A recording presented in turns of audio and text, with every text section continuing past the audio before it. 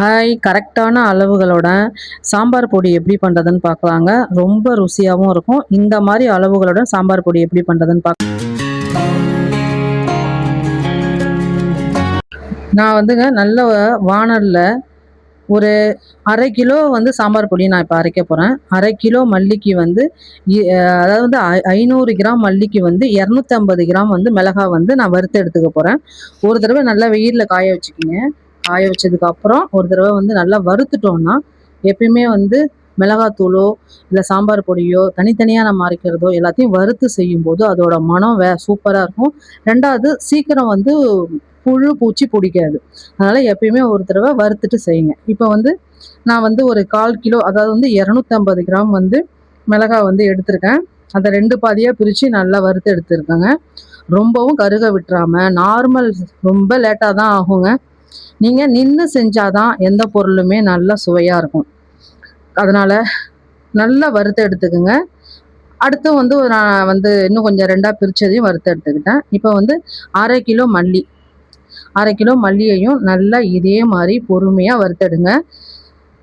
கொஞ்சம் கூட அந்த மல்லியோட நிறம் மாறாமல் வறுத்தெடுத்து இப்போ நல்லா வறுத்தாச்சு. இப்போ நம்ம அந்த மிளகாய் கூடயே இதையும் சேர்த்து சேர்த்து ஆற வச்சுருங்க. இதுக்கு வந்து எல்லாமே கிராம் கணக்கில் தான் சொல்கிறேன். 1/2 கிலோ மல்லிக்கு 1/4 கிலோ மிளகாய். இப்போ இதுக்கு வந்து 50 கிராம் சீரகம் 50 கிராம் மிளகு சேர்த்து நல்லா வறுத்துக்குங்க. ஜீரகம் வந்து கொஞ்சம் கூட கருவக்கூடாதுங்க. அப்போ தான் நம்ம வந்து அரைக்க போகிற சாம்பார் பொடி வந்து ரொம்ப வாசமாகவும் மணமாகவும் இருக்கும். கரெக்டாக பதமாக பார்த்து எல்லாத்தையும் வறுத்து எடுத்துக்குங்க. தனித்தனியாக வறுக்க முடியும்னாலும் வறுத்துக்குங்க. ஒன்றா சேர்த்து வறுக்க முடியும், அதாவது வந்து மிளகு சீரகத்தையும் ஒன்றா சேர்த்து வறுக்க முடியும்னா வறுத்துக்குங்க. இப்போ நல்லா வறுபட்டுருச்சு. இதையும் நம்ம ஆல்ரெடி வறுத்து வச்சுருக்க மிளகாய் மல்லி கூட சேர்த்துக்குங்க. இப்போ வந்து அடுத்து வந்து 100 கிராம் கடலைப்பருப்பு, 100 கிராம் துவரம்பருப்பு, 50 கிராம் உளுத்தம்பருப்பு சேர்த்துக்கணும். 100 கிராம் சேர்க்கக்கூடாது. ஏன்னா அப்புறம் கொல கொலன்னு ஆகிடும் குழம்பு. அது கூடவே வந்து 25 கிராம் வெந்தயம் சேர்த்துக்கோங்க. அதுக்கு மேலே சேர்த்தா ரொம்பவும் கசப்பு தன்மை ஆகிடும். சாம்பார் பொடியோட மனம் வராது. இப்போ இது 3த்தையும் நல்லா வறுத்து எடுத்துக்கோங்க. கருவை விட்டுறாதீங்க. தனித்தனியாக வறுக்க முடிஞ்சால் வருதுங்க. நான் வந்து எல்லாத்தையும் ஒன்றா சேர்த்து வறுத்துக்கிட்டேன். நீங்கள் தனித்தனியாக வறுக்க முடியும்னாலும் வறுத்து எடுத்துக்கோங்க. அவ்வளோதான். இதுவும் நல்லா பாருங்கள். இந்த மாதிரி பொறுமையாக கைவிடாமல் வறுத்து எடுக்கும்போது தான் சூப்பராக இருக்குங்க. நல்லா வறுபட்டுருச்சு. வெந்தயம் கூட நல்லா கலரு அந்த கலருக்கு மாறிடுச்சு. இப்போ இதையும் அது கூட சேர்த்து ஆற விட்டுக்குங்க. அடுத்து வந்து அதே வாணல்ல நான் வந்து ஒரு 25 கிராம் வந்து கட்டி பெருங்காயம் இருக்க பாருங்க, அதை வந்து நான் வறுத்து எடுத்துக்கிறேன். ஏன்னா இந்த பெருங்காயத்தில் ஒரு மாதிரி நம்ம பிச்சு எடுக்கிறோம் பார்த்தீங்களா, அதில் கொஞ்சமாவது இந்த தன்மை அந்த பிசுபிசுப்பு தன்மை இல்லாமல் இருக்கிற அளவுக்கு ஓரளவுக்கு நல்லா பொரிஞ்சு வர அளவுக்கு பார்த்து நல்லா எடுத்துக்குங்க.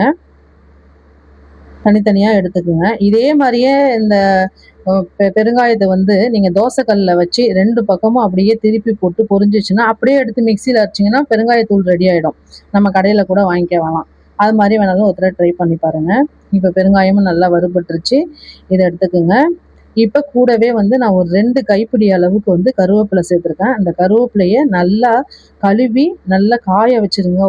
அப்போ தான் வந்து அதில் தண்ணி இருந்ததுன்னா தூள் வந்து நல்லா இருக்காதுன்னா ஒரு மாதிரி தண்ணியோட இருந்ததுன்னு வச்சுக்கிங்களேன், தூள் வந்து பூச்சிலாம் வர ஆரம்பிச்சிடும். அதனால் கூடுமான வரைக்கும் நிழலில் காய வச்சு தண்ணி இல்லாமல் நல்லா வறுத்து எடுத்துக்கோங்க. கருவேப்பிலை சேர்க்கும் போது சூப்பராக இருக்குங்க. கமகமன்னு இருக்குங்க சாம்பார் தூள். நான் சொல்கிற ப்ரிப்பரேஷன்லாம் நீங்கள் பண்ணி பாருங்கள். பார்த்துட்டு ஒரு தடவை வந்து கண்டிப்பாக எனக்கு எப்படி இருக்குன்னு சொல்லுங்கள். அரைச்சி சமைச்சு சாப்பிட்டுட்டு வந்து சொல்லுங்கள். சூப்பராக இருக்கும். இப்போ இதை எல்லாத்தையும் ஒரு தடவை நல்லா ஆற விட்டுக்குங்க. நல்லா எல்லாத்தையும் ஒன்றா கொட்டி இதில் வேர்வை தண்ணி வருங்க. அந்த நம்ம உடனே கொண்டு போயிட்டு மிஷினில் எடுக்க போனோம்னா மூடி எடுத்துகிட்டு போவோம் கண்டிப்பாக. அப்போ வந்து என்ன ஆகும்னா வேர்வை தண்ணி வந்துடும். இப்போ கூடவே இதுக்கு வந்து ஒரு 50 கிராம் இல்லைன்னா 100 கிராம் 50லேருந்து ஒரு 75 கிராம் வந்து நான் வந்து கட்டி மஞ்சள் சேர்த்துருக்கேன்.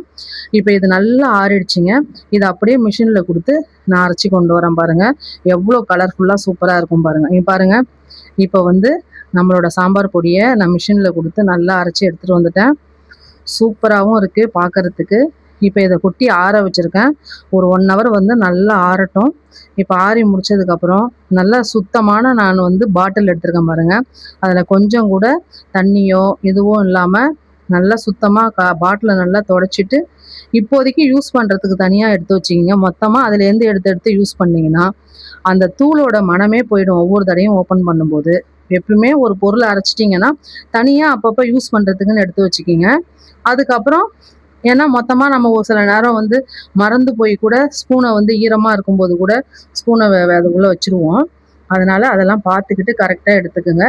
நான் இப்போ பாட்டிலில் அன்னன்னைக்கு தேவைக்கு எடுத்துக்கிட்டேன். மீதி இருக்கிறத வந்து நான் அதே அரைச்ச வாளியிலே சேர்த்து வச்சுருக்கேங்க. இது எப்படி பார்த்தாலும் எனக்கு வந்து ஒரு 3 மாதத்துக்கு வருங்க. இது மாதிரி நீங்களும் வாங்கி கண்டிப்பாக இந்த மாதிரி அரைச்சி சாப்பிட்டு பாருங்கள். சூப்பர் டேஸ்ட்டாகவும் சுவையாகவும் இருக்கும். சாம்பார் நீங்கள் வச்சிங்கன்னா உங்கள் வீட்டில் அப்படியே மனம் சூப்பராக அடிக்கும். கண்டிப்பாக ஒரு தடவை இந்த மாதிரி அளவுகளோட நீங்கள் வந்து சாம்பார் பொடி ரெடி பண்ணி பார்த்துட்டு கண்டிப்பாக எனக்கு சொல்லுங்கள். இந்த வீடியோ உங்களுக்கு பிடிச்சிருந்தா லைக் பண்ணுங்கள். உங்கள் ரிலேஷனுக்கும் இந்த வீடியோவை ஷேர் பண்ணி விடுங்க. மீண்டும் ஒரு சூப்பரான ரெசிபியோடையோ கண்டிப்பாக உங்களை வந்து சந்திக்கிறேன். நன்றி, வணக்கம்.